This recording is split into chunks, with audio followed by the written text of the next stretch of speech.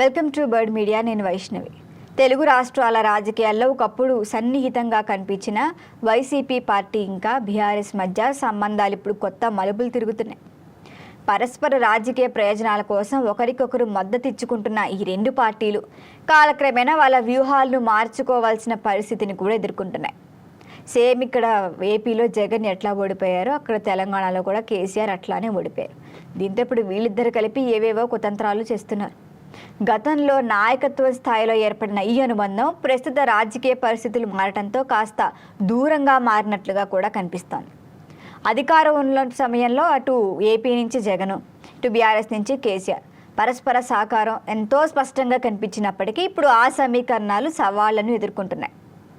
అయితే 2019 ఎన్నికల సమయంలో వైఎస్ జగన్మోహన్ రెడ్డి ఇంకా కేసీఆర్ మధ్య ఉన్న రాజకీయ అవగాహన ఎంతో చర్చనీయాంశమైంది.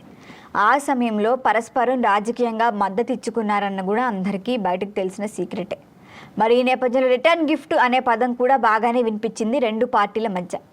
అయితే కాలం మారటంతో ఆ నిర్ణయాల ప్రభావం ఇప్పుడు మరొక కోణంలో చర్చకొస్తోంది. అధికారాన్ని కోల్పోయిన తర్వాత అప్పటి నిర్ణయాలపై ఇప్పటి ప్రభుత్వం కానీ ఇప్పటి ప్రజలు కానీ విమర్శలు కూడా పెరుగుతున్నాయి. ఒకప్పుడు లాభంగా కనిపించిన వీళ్ళిద్దరి వ్యూహాలు ఇప్పుడు రాజకీయంగా భారంగా మారుతున్నాయని కూడా అంటున్నారు. మరి రెండు పార్టీలకే ఒక తలనొప్పిగా ఏడుస్తుంటే వీళ్ళకి మరొక అతిపెద్ద సవాళ్ళు ఏంటంటే కుటుంబ రాజకీయాల రూపంలో వస్తోంది. వైఎస్ షర్మిల, కవిత మరి ఇలాంటి నేతల పాత్ర ఇప్పుడు కీలకంగా మారింది. ఒకప్పుడు కుటుంబంగా ఉన్న ఈ వర్గాల్లో ఇప్పుడు రాజకీయ విభేదాలు బహిరంగంగా కనిపిస్తున్నాయి. తమ రాజకీయ దారుల్లో ముందుకు సాగుతూ ప్రధాన పార్టీలకు సవాళ్లు విసురుతున్నారు ఇద్దరు చెల్లెళ్ళు. మరి ఈ పరిణామాలు బీఆర్ఎస్కే కానీ వైసీపీ అంతర్గత సమీకరణాలపై కానీ ప్రభావం చూపుతున్నాయి. మరి నాయకత్వానికి ఇది కొత్త పరీక్షగా మారింది. ఒకవైపు ఉన్న ప్రభుత్వంతో చేస్తుంటే పక్కన ఇటు వీళ్ళిద్దరూ కూడా గొడవ చేస్తున్నారు. మరి ప్రస్తుత రాజకీయాల్లో సోషల్ మీడియా కీలక ఆయుధంగా మారింది. ఈ రెండు పార్టీల అనుబంధం మారిన తర్వాత సోషల్ మీడియా వేదికగా పరస్పర విమర్శలు పెరిగాయి. ముఖ్యంగా మహిళా నేతలు టార్గెట్ చేస్తూ ప్రచారాలు జరుగుతున్నాయి. ప్రత్యక్షంగా కాకపోయినప్పటికీ పరోక్షంగా విమర్శలు, ప్రచారాలు కొనసాగుతున్నాయి. ఇది రాజకీయ సంస్కృతిపై కూడా చర్చకు దారితీస్తోంది. ఒకప్పుడు పరస్పర సహకారం అందించుకున్న వర్గాలే ఇప్పుడు విమర్శల యుద్ధంలోకి దిగటం గమనార్హం. ప్రస్తుతానికైతే రెండు పార్టీల పరిస్థితి అనిశ్చితిలో పడింది. అధికారానికి దూరమైన తర్వాత తిరిగి పునరుద్ధరణ కోసం కొత్త వ్యూహాలు అవసరమవుతున్నాయి.